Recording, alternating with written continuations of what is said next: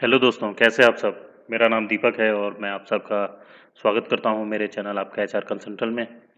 आज का जो टॉपिक है वो एचआर से रिलेटेड है और इसके बारे में मैं आपको आज बताऊंगा। जो टॉपिक है वो है code of conduct. Code of conduct में बहुत सारी चीज़ें आती हैं, उनको हम लोग एक-एक करके डिस्कस करेंगे आगे। तो चलिए शुरू करते हैं दोस्तों। सबसे पहले जानते हैं कि कोड ऑफ कंडक्ट बेसिकली होता क्या है।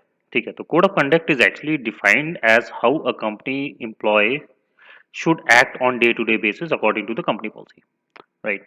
तो इसका मतलब यही होता है कि कंपनी में जो एक एम्प्लॉय काम कर रहा है वो हर दिन प्रतिदिन जो है कंपनी में कैसे बिहेव करेगा या कैसे परफॉर्म करेगा। उस चीज को जो बताया जाता है, जो गाइड बुक होती है, जो गाइड होता है, जो रूल बुक होती है, उसको हम कोड ऑफ कंडक्ट बेसिकली बोलते हैं। ठीक है। ये एक सेट ऑफ रूल्स होते हैं जो कि डिफाइन किए जाते हैं ऑर्गेनाइजेशन में एम्प्लॉयज के लिए। ठीक है, ताकि एम्प्लॉयज जो है उसी सेट ऑफ रूल्स में जो है रह के काम करें। ठीक है।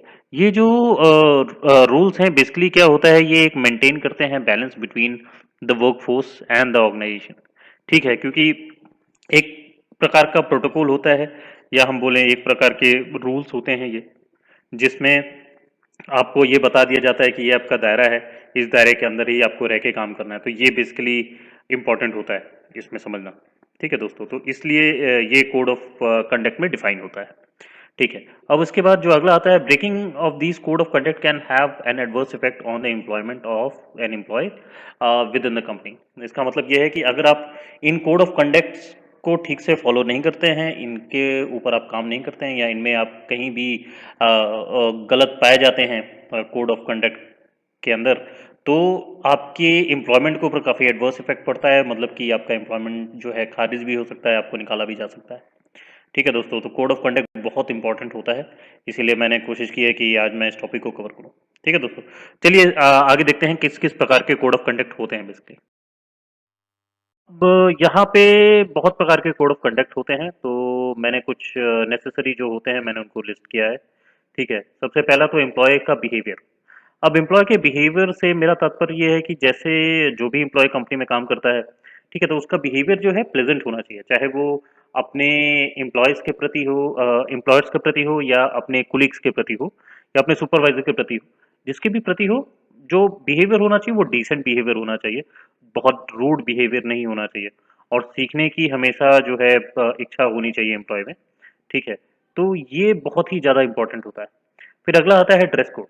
ड्रेस कोड देखिए, एक किसी भी ऑर्गेनाइजेशन में जो है ड्रेस कोड का बहुत ज़्यादा महत्व होता है। एक जो नॉर्मल कंपनी का जो यूनिफॉर्म हम बोल सकते हैं, जो अटायर होता है, यूनिफॉर्म तो नहीं बोलूँगा, अटायर बोलते हैं। तो अटायर जो होता है वो नॉर्मल होता है, जेंट्स के लिए जो है फॉर्मल शर्ट पैंट होता है। अगर आप किसी आप सेल्स ऑर्गेनाइजेशन में हैं, तो वहाँ टाई भी लगती है। वैसे आजकल बहुत जगह टाई नहीं लगती है। फिर दूसरा जो लेडीज़ के लिए है वो सलवार सूट वगैरह होता है।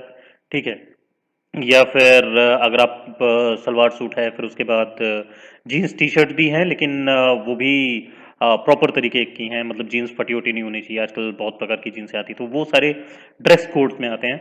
तो और उनके बेसिस पे ही आपको रहना है। ठीक है, और भी प्रकार के ड्रेस कोड होते हैं जिस भी ऑर्गेनाइजेशन में, तो आपको उस ऑर्गेनाइजेशन के ड्रेस कोड के हिसाब से आपको ड्रेस पहनना है। ठीक है, कोशिश ये आपको करनी है। अगर आप थोड़ा सा भी ऊपर नीचे ड्रेस कोड आप करते हैं, तो ये कोड ऑफ कंडक्ट के बाहर चला जाता है। ये हालांकि बहुत ज़्यादा सीरियस ऑफेंस नहीं होता है, लेकिन फिर भी आपको इसके लिए वार्निंग मिल जाती है। ठीक है, तो कोशिश करें इसके ऊपर काम करने की, और जो ड्रेस कोड बोला जाता है, जो ड्रेस कोड है कंपनी का, उसी को फॉलो करें। फिर अगला आता है एब्सेंटिज्म। एब्सेंटिज्म या टैर्डीनेस जो होता है, ठीक है, कभी कभार का समझ में आता है। अगर कोई एम्प्लॉय जो है बहुत बार एब्सेंट हो रहा है, बहुत ज़्यादा जो है हर हफ्ते मतलब एक छुट्टी हो जाती है, पूरे महीने में 4 छुट्टी ले लेता है, बहुत ज़्यादा होता है, तो इसमें क्या होता है, ये एचआर पूरा नोट डाउन करते हैं कि ये एम्प्लॉय जो है इतना एब्सेंट हो रहा है। वो आपके सुपरवाइजर को भेजते हैं, सुपरवाइजर फिर आपसे पूछता है। ठीक है, तो ये आपके एम्प्लॉयमेंट के ऊपर एक बहुत नेगेटिव इम्पैक्ट देता है दोस्तों। तो कोशिश करें ज़्यादा से ज़्यादा जो है आप ऑफिस में रहें, एब्सेंट ना हो। जो आपकी छुट्टियां हैं आप उन छुट्टियों को यूटिलाइज करें, एब्सेंट मत हो। ठीक है, जब आपका छुट्टी आपके पास है, लेट्स से आपके पास 2 छुट्टियां हैं, तो कोशिश करें उन छुट्टियों को अवेल करें। जबरदस्ती अनलेस अनटिल जो बहुत ज़्यादा इमरजेंसी है, तभी आप कंपनी से एब्सेंट हो, अदरवाइज अपने काम पे पूरी तरह से फोकस करें। ठीक है, फिर अगला आता है एम्प्लॉय ब्रेक पॉलिसी। अब ब्रेक पॉलिसी से मेरा मतलब ये है कि किसी कंपनी में जो है 15 मिनट की टी ब्रेक होती है या आधे घंटे का लंच ब्रेक होता है, तो कोशिश करें अपना लंच ब्रेक और टी ब्रेक जो है प्रॉपर तरीके से यूटिलाइज करें। मतलब आधे घंटे का अगर लंच ब्रेक है तो आधे घंटे के ही यूटिलाइज करें आप अपने लंच ब्रेक के लिए, उसको एक्सीड मत करें। ठीक है, एक्सीड करने से क्या होगा, ठीक है ये भी बहुत मेजर ऑफेंस ऑफेंस नहीं होता है, लेकिन ये आपके अप्रेजल के ऊपर भी इफेक्ट डालता है और ये आपका जो ट्रैक रिकॉर्ड है कंपनी में उस पर भी इफेक्ट डालता है। और हाँ, लॉन्ग टर्म अगर आपका ये कंटिन्यू रहता है तो कंपनी आपके ऊपर स्ट्रिक्ट एक्शन भी ले सकती है। ठीक है, तो कोशिश ये करें कि जो भी ब्रेक हो, चाहे वो टी ब्रेक हो 15 मिनट का, चाहे वो आधे घंटे का लंच ब्रेक हो, या आप 1 घंटे का फुल स्ट्रेच ब्रेक ले रहे हैं, ठीक है, तो कोशिश करें वो एक्सीड नहीं होना चाहिए। ठीक है, उसी के अंदर में रह के अपना जो है ब्रेक यूटिलाइज करें। फिर अगला आता है कॉन्फ्लिक्ट ऑफ इंटरेस्ट। ठीक है, कॉन्फ्लिक्ट ऑफ इंटरेस्ट जो बेसिकली होता है, ये बहुत ही इंपॉर्टेंट होता है किसी भी ऑर्गेनाइजेशन में। ठीक है, तो यहाँ पे कहने का मतलब ये है कि आपको कोई भी इंफॉर्मेशन जो है, ठीक है, वो आपको किसी दूसरी कंपनी के साथ शेयर नहीं करनी है। ठीक है, जो भी कंपनी के जो रॉ इंफॉर्मेशन है, ठीक है, अगर कोई कंपनी कोई कोडिंग करती है और उसके पास वो एक वैल्यूबल इंफॉर्मेशन है जो वो किसी कंपनी के साथ शेयर नहीं करती है, ठीक है, लेकिन आप जाते हैं और आप जो है दूसरी कंपनी को ये इन्फॉर्मेशन दे देते हैं। ठीक है, फिर वो उसी चीज़ पे काम कर लेती है और पता लगता है कि आपने ऐसा ऐसे किया, तो ये कॉन्फ्लिक्ट ऑफ इंटरेस्ट वाली बात हो जाती है। ठीक है, तो कोशिश करें इसके ऊपर आप जाए ही ना, और ऐसा बिल्कुल भी ना करें। फिर अगला आता है कम्युनिकेशन। अपना कम्युनिकेशन जो है हमेशा क्लियर कट रखें। कहने का मतलब जो है कोई भी कम्युनिकेशन गैप नहीं होना चाहिए। अगर आपको कोई काम बोला गया है तो उस काम को आप सुदृढ़ता से करें, और अगर आपको नहीं समझ में आ रहा है कि क्या बोला गया है तो आप दोबारा पूछें, लेकिन कम्युनिकेशन गैप ना करें। कम्युनिकेशन गैप करने से ये होगा कि आपको जो काम दिया जाएगा वो काम आप ठीक तरह से नहीं कर पाएंगे, या आपने कुछ और काम दिया गया और आप कुछ और काम करके दे देते हैं, तो वो आपके ऊपर बहुत ही गलत इम्पैक्ट देगा दोस्तों। ठीक है, तो कोशिश करें कि कम्युनिकेशन में जो है गैप नहीं होना चाहिए। ठीक है, फिर अगला आता है हैरेसमेंट। हैरेसमेंट के जो प्रकार हैं वो कई प्रकार के होते हैं कि जैसे आप किसी एम्प्लॉय को हैरेस कर रहे हैं, ठीक है, ज़बरदस्ती उसको किसी भी चीज़ के लिए हैरेस कर रहे हैं। फिर उसके बाद वुमेन हैरेसमेंट भी आता है हैरेसमेंट वाले केस में। ठीक है, तो हैरेसमेंट एक बहुत ही मेजर टर्म होता है। अगर आप हैरेसमेंट करते हैं तो आपको ऑन द स्पॉट निकाला जा सकता है, या अगर आप वुमेन हैरेसमेंट में पकड़े जाते हैं, वैसे इस चीज़ को तो ध्यान ही रखिए कि ये वुमेन हैरेसमेंट का जो केस है ये बहुत ही मेजर होता है, और ये मैं अपने जो व्यूअर्स हैं उनको वही रिकमेंड करूँगा तो कि ये चीज़ तो बिल्कुल ही कदापि ना करें। ठीक है, रेस्पेक्ट वुमेन। ठीक है, लड़कियों की हमेशा रेस्पेक्ट करें, और वुमेन हैरेसमेंट बिल्कुल भी ना करें। ठीक है, तो जो पॉइंट होता है कि हैरेसमेंट अगर आप करते हैं तो किसी भी हैरेसमेंट में आपके ऊपर जांच बैठती है, और वुमेन हैरेसमेंट में आपके ऊपर बहुत मेजर जांच बैठती है, और उसमें आप अगर पाए जाते हैं कि आपने किया है तो आपको बिना किसी गाइडलाइन के आपको तुरंत ही निकाल दिया जाता है, और आपको डॉक्यूमेंटेशन भी नहीं मिलते हैं कंपनी से। ठीक है, और आप ब्लैक लिस्टेड हो जाते हैं। तो कोशिश करें कि ऐसा ना करें, और जैसे कि मैंने बताया लड़कियों की इज्जत करें। ठीक है, उनकी रेस्पेक्ट करें। ठीक है, गलत काम बिल्कुल भी ना करें। फिर अगला आता है यूज़ ऑफ टेक्नोलॉजी। अब यहाँ यूज़ ऑफ टेक्नोलॉजी भी बहुत ही इंपॉर्टेंट फैक्टर होता है दोस्तों। फॉर एग्जांपल किसी भी कंपनी में आपको जो है फेसबुक यूज़ करना, कंपनी का फेसबुक यूज़ करना अलाउड है। फिर उसके बाद इंस्टाग्राम तो नहीं है, लेकिन क्या बोलते हैं, कई कंपनियों में आप लिंक्डइन यूज़ कर सकते हैं। ठीक है, तो ये सारी चीज़ें जैसे टेक्नोलॉजी आप यूज़ कर रहे हैं, बिना कंपनी के परमिशन के आप कंपनी का इन्फॉर्मेशन आप किसी अपने पर्सनल वेबसाइट पे आप मत डालें। ठीक है, इसको आप use of technology code of conduct में आ जाता है। ठीक है, तो इसको बिल्कुल भी ना करें। कंपनी का इन्फॉर्मेशन कंपनी के वेबसाइट पे रहने दें। पर्सनल वेबसाइट से कुछ मत करें, अपने पर्सनल वेबसाइट में कुछ मत डालें, नहीं तो ये आपके ऊपर काफ़ी मेजर ऑफेंस में आ जाता है। फिर उसके बाद आता है प्लेगरिज्म दोस्तों। अब पहले यहाँ पे प्लेगरिज्म से मेरा जो तात्पर्य है वो ये है कि किसी भी कोई पर्सन का कोई काम है, मान लीजिए कोई कोडिंग करता है, किसी ने अच्छी कोडिंग की, किसी ने बहुत मेहनत करके कोडिंग की, या और कोई काम किया। ठीक है, किसी ने कोई अच्छा सा डॉक्यूमेंटेशन बनाया और आपने क्या किया, आपने सेम चीज़ कॉपी करके अपना डॉक्यूमेंट तैयार कर लिया या फिर सेम चीज़ कॉपी करके उसी के कोड को आपने कॉपी कर लिया, ठीक है। तो ये क्या, ये प्लेजरिज्म में आ जाता है और ये भी एक बहुत ही सीरियस ऑफेंस होता है, कोड ऑफ कंडक्ट में आता है। तो कोशिश करें ये भी आप लोग ना करें।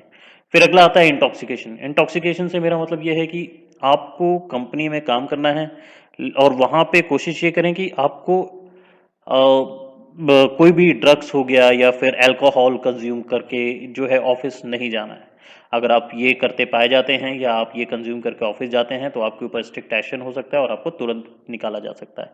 ठीक है दोस्तों, ये कुछ इंपॉर्टेंट प्रकार के कोड ऑफ कंडक्ट्स हैं जिनको आप ध्यान में रखें, ठीक है। और ये बहुत ही ज़्यादा ज़रूरी होते हैं, इनके बेसिस पे ही आप कंपनी में काम करते हैं।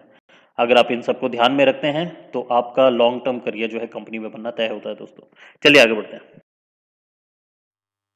कोड ऑफ कंडक्ट का इम्पोर्टेंस जानते हैं कि क्या इम्पोर्टेंस है इसका। सबसे पहले एम्प्लॉय के लिए इम्पोर्टेंस, इससे इस कोड ऑफ कंडक्ट को अगर एम्प्लॉय अच्छे से फॉलो करता है तो वो काफ़ी ज़्यादा एजाइल हो जाता है और अकस्टम्ड हो जाता है कंपनी के कल्चर को देख के, क्योंकि कोड ऑफ कंडक्ट के बेसिस पे ही कंपनी का कल्चर बनता है। तो जब एम्प्लॉय पूरी तरह से कोड ऑफ कंडक्ट को फॉलो करता है तो बहुत ज़्यादा एक्टिव हो जाता है और बहुत ही ज़्यादा कंपनी के कल्चर में ढल जाता है। जब कंपनी के कल्चर में ढल जाएगा तो उसके बेसिस पे वो बहुत ज़्यादा अपना आउटपुट देगा। ठीक है दोस्तों, ये पहला होता है। फिर दूसरा है, will also help an employee to report an issue which falls in code of conduct, कि अगर कोई इशू आता है, अगर कोई भी इशू जो कि कोड ऑफ कंडक्ट में फॉल होता है, अगर किसी एम्प्लॉय की नज़र में आता है और ये कोड ऑफ कंडक्ट उसको पता है कि मेरी कंपनी में कोड ऑफ कंडक्ट ये है, तो वो एम्प्लॉय जो है तुरंत उस इश्यूज को रिपोर्ट कर देगा। ठीक है, लेट्स से अगर कोई कंपनी में जॉब करने जाता है, उसको वहाँ के कोड ऑफ कंडक्ट पता ही नहीं है, उसके सामने कुछ गलत हो रहा है तो वो क्या रिपोर्ट करे? ठीक है, क्योंकि उसको पता ही नहीं कि ये भाई कोड ऑफ कंडक्ट में आता है। ठीक है, कि जैसे फॉर एग्जांपल जो माइनर ऑफेंस है, मेजर ऑफेंस तो हर किसी को पता होते हैं, माइनर ऑफेंस जो है वो नहीं पता होते, और वो अगर वो कोड ऑफ कंडक्ट में आते हैं कंपनी के, तो इसको भी एम्प्लॉय रिपोर्ट कर सकता है कि भाई हाँ, ये कोड ऑफ कंडक्ट में आ रहा है, ये चीज़ें हो रही है। ठीक है दोस्तों, ये होता है। फिर तीसरा है, this also helps an employee to be in line and follow the rules accordingly. इसमें सबसे अच्छी चीज़ ये होता है क्योंकि आपके कंपनी का कोड ऑफ कंडक्ट क्लियर होता है, तो उससे क्या होता है कि कंपनी के जो एम्प्लॉय हैं वो लाइन में रहते हैं। ठीक है, एक आपको लकीर बता दी जाती है कि इसी लाइन में आपको चलना है, तो वो कंपनी के जो एम्प्लॉय हैं उसी लाइन में रहते हैं और उसी के बेसिस पे जो है आपका कंपनी का कल्चर बनता है। ठीक है, और जो है वो कंपनी के कल्चर का हिस्सा उसी के बेसिस पे बनते हैं और जब अच्छे से रूल वो फॉलो करते हैं। ठीक है दोस्तों, फिर अगला जो है ये कंपनी को लेके है कि code of conduct also helps company to track an employee code of conduct and create a great culture of the company. क्योंकि इससे पहले भी मैंने आपको बताया कि कोड ऑफ कंडक्ट जो है बहुत ही इंपॉर्टेंट होता है कंपनी के लिए और इसके बेसिस पे ही कंपनी का कल्चर बनता है, क्योंकि यही एक प्रोटोकॉल होता है जिसको फॉलो करके सारे एम्प्लॉय एक जैसा बिहेव करेंगे और उसके बेसिस पे प्रॉपर कंपनी का कल्चर बनता है और ज़्यादा एम्प्लॉय रिटेंशन होता है और लोग ज़्यादा कंपनी में टिकते हैं। और फिर आगे जो आता है वो ये है कि ना, employee should always follow company code of conduct as this will help him to stay in organisation for long time. इससे पहले कि जैसे मैंने आपको बताया कि अगर आप किसी भी कंपनी का को में काम कर रहे हैं और वहाँ पे कोड ऑफ कंडक्ट है और आपको पता है कि ये कोड ऑफ कंडक्ट में आता है और उन गाइडलाइंस को आप स्ट्रिक्टली फॉलो करते हैं, तो आप उस कंपनी में जो है लॉन्ग टर्म तक बने रह सकते हैं। ठीक है दोस्तों, तो ये था आज का वीडियो।